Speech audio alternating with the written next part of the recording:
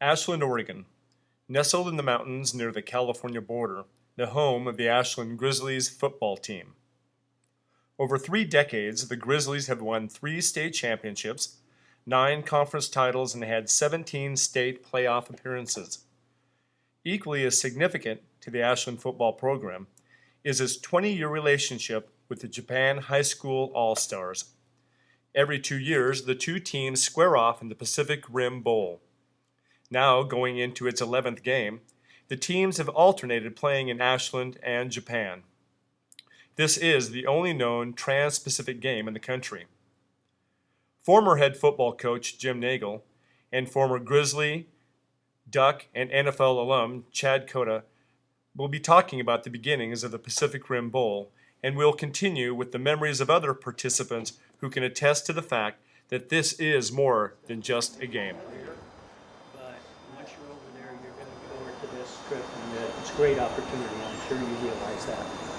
Hello, my name's Jim Nagel. I'm the former head football coach at Ashland High School, and thank you for giving us the opportunity to talk to you about this wonderful experience called the Pacific Rim Bowl trip. Hi, I'm Chad Cota, former Grizzly myself too, and played for the Ducks and played in the NFL, and just an incredible experience playing the Pacific Rim Bowl, and we'll talk about that later. Well, back in 1987, I believe it was, Southern Oregon University football team hosted a team from Japan, the Kansai team from Kobe, Japan. And while they were here for the week, one of their dignitaries, in fact, he's the commissioner for the Western Conference of Japan, came over to visit and visited us during practice one day. And I had the opportunity to talk with him for a little while, and in the course of our conversation, he mentioned that it had been a dream of his to have a high school team from the mainland U.S. come over and play an all-star team from the Osaka area. And I was kind of taken by this notion, but got back to practice. After practice, I came in and talked to my coaching staff, told them about this possibility, and they were just ecstatic. They were really excited about the opportunity to go and travel to Japan and have this what we thought would be a wonderful experience. So I proceeded to go back to Mr. Furukawa and tell him of our interest to make his dream become our dream. In 1988, in August, we went over, played in the Nagai Stadium, and that was the first of what, as you said, followed many other opportunities to go back. You get to go through their lifestyle, you know, a teenager over there, what he does every day, and learn what he did every day and what his school was like, and it's just so cool comparing lifestyle. My name's Charlie Hall. I'm the head football coach at Ashland High School. It's amazing how much, yet we're so different culturally, we're so similar, you know, as football coaches and teachers of young men, trying to, you know, help them with life skills and trying to teach them the game of football. Those are the things that we find that we have so much in common. That it's more than just the football game. It's, you know, a whole lifestyle and trying to create a family within, you know, just a group of boys.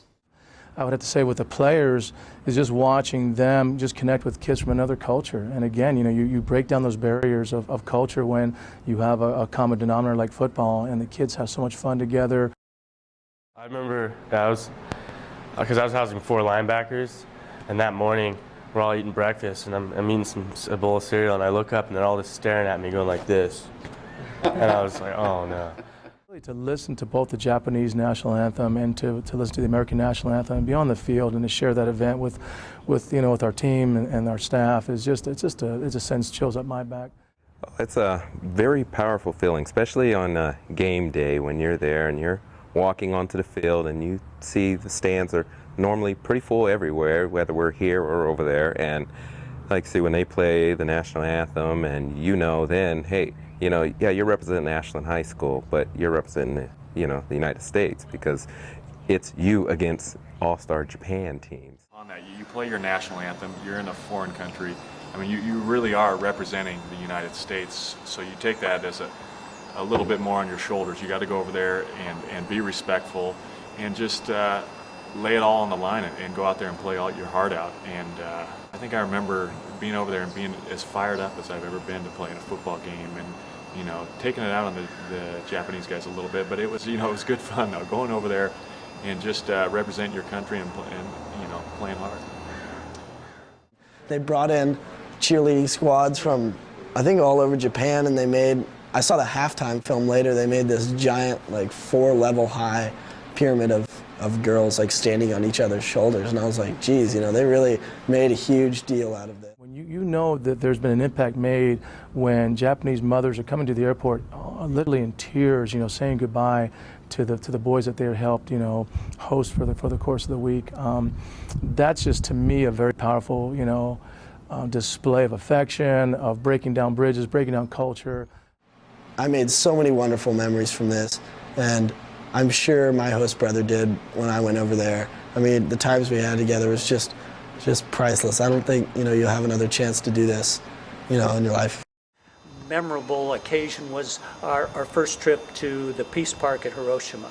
To go there and witness that firsthand, it was just amazing to me. And to picture the past coupled with the present and the goodwill and the relationships that have been built because of this experience have just been wonderful. My favorite memory was our trip to Hiroshima. We took the bullet train down to Hiroshima, and it happened to be the 60th anniversary of the bombing of Hiroshima. So it was very surreal to be there as a group of Americans traveling through there with, I think they were explained as Japanese dignitaries and political officials were going through the park at the same time as we were. And so there was a lot of cameras and a lot of pomp and circumstance around the park at that time, and to be Americans walking through there was just a very surreal feeling. So when we came out, we were surprised to see a classroom of kids, probably 5 or 6 years old, and they wanted to speak to Americans. And so you just come through this very emotional tour of this park, and you come out and you see these little children, and you get down at their level, and they want to know about you. They want to know about the United States of America. They're using English as best they can, asking you what your name is, where you come from, how old you are, how many kids you have, where were you born, and practicing their English on you. So the whole feeling that you got coming away from there was just emotionally draining. I mean, there was highs, there was lows, there's everything in between. It's amazing. One minute you are standing in one of the oldest wooden structures in the world, dating back to the 7th century, and the next minute you're riding a bullet train. We traveled as a whole team. Guys that you grew up with, that you were a team going over there as a big group.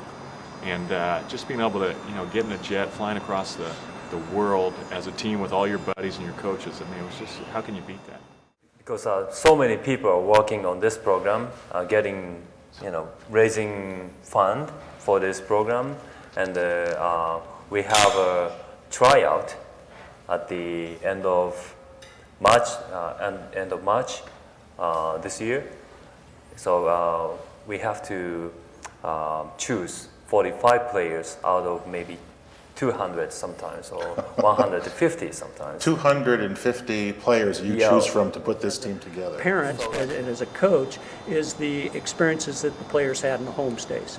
Going into the families' homes, living with them for a week, learning how to communicate with family, going to school with maybe one of the host players, learning how to eat different food, very different types of food, maybe even going to a bathhouse.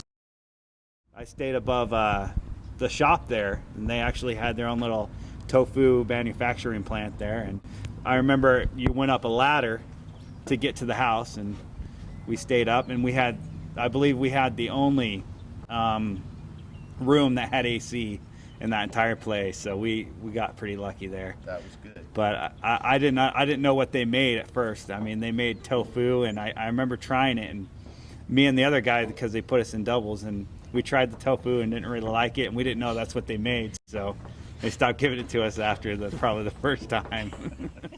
My kids, I'm telling them I'm coming over here filming this, and I was a high school player, played on national TV, and got to go clear across the world and play against the Japanese, and that just blows my kids away. After the trip, I was like, what was I thinking? Of course I wasn't going to play, but that's not the point, It was that experience, and I'm so glad that I went. I think anyone who has the chance to go on this trip definitely should. One of the fondest memories was we were just laughing about it. In fact, the other day we went to visited a Buddhist monk monastery, and they ran us through a few of their traditional practices over there, and it was interesting to see 50, 55, again, teenage guy, football player, sitting around in a Buddhist monastery. you'd sit in the Buddhist temple and they would, you'd be sitting across from your buddies, you know, on the team, or coaches even, and they wanted you to cross your legs. They would come around and they'd look at you, and if you smiled, if you moved, if you started busting up because somebody across from you was making a face at you, or their face was red from busting up, then they'd bow to you and you'd bow back at them, and you'd lean over and they'd take a stick and whack you on the shoulders. And as soon as it was like just an effect it had on everybody. As soon as somebody started getting whipped, everybody started laughing. And so they'd just walk down the line, whipping everybody as they went along. Whack, whack, whack, whack, whack, whack. They just go along and beat on everybody. And you come out and everybody had welts on their shoulders and just laughing. But people were trying to get hit harder and harder because they heard that if they broke the stick, you got to take the stick home with you. There was a journal that I kept writing, and I would, after each day when I was sitting around, I would just write, I don't know, a paragraph or two in the journal, and just about what I did and kind of what the feel for everything was, and then I'd give it to my dad, and my dad brought his computer, and he'd email that to one of his buddies at the newspaper here, and along with a couple pictures, and then they'd publish a big article. And it was an interesting event because when we got home, people were telling us they just couldn't wait every day for the newspaper to come out. It was like following the miniseries on television, right? You know, and looking at that, you know, reading about the events that were going on. So I like the way that Jim Nagel put it. This is a cultural experience, and it's immersion, you know, getting two cultures to be able to get to know one another and gain that experience. And, we just happened to play a football game. Those kids were really respectful of their parents and going into school, the same type of stuff. So it was something that I think is good for American kids and our culture to experience. That's kind of a Japanese custom, is to bow in respect and honor, and so that's what we do to the crowd, to thank them, you know, for supporting us. One of the things we noticed about the Japanese young man is they really revere the mothers. Even when Sage went over to Japan, the mother kind of had a special relationship with Sage, and here Carol, my wife, had kind of a special relationship with the boys, and one of the young men, Shunsuke, told Carol the night before the big game that he was going to score a touchdown for her. What came to pass, actually, is he not only scored a touchdown for her, he scored himself 2 other touchdowns, one of those touchdowns being the winning touchdown to win the game. Thank you again for letting us share what we've learned and our wonderful experience with the Pacific Rim Bowl. Thanks to Chad for being here today and sharing this with us. And I know you guys realize, I'm sure you do, that you're going to have a wonderful experience and a lot of memories. And good luck on your fundraising activities, and go for it. Thank you too for me coming here. I mean, this has been a lot of fun going down memory lane and just bringing back some great memories. And I'd just like to thank Coach Nagel, you know, for getting this going. This is the first time I've heard the story about how this started, but I mean, what a great vision to get this great tradition started. And we just hope we can carry it on, and for these young guys to be able to go and have some of the same experiences that I've had and Coach Nagel had. It's just a great thing. We hope we can keep going. And then I can remember, we don't do it anymore, but our big bottle and can ride.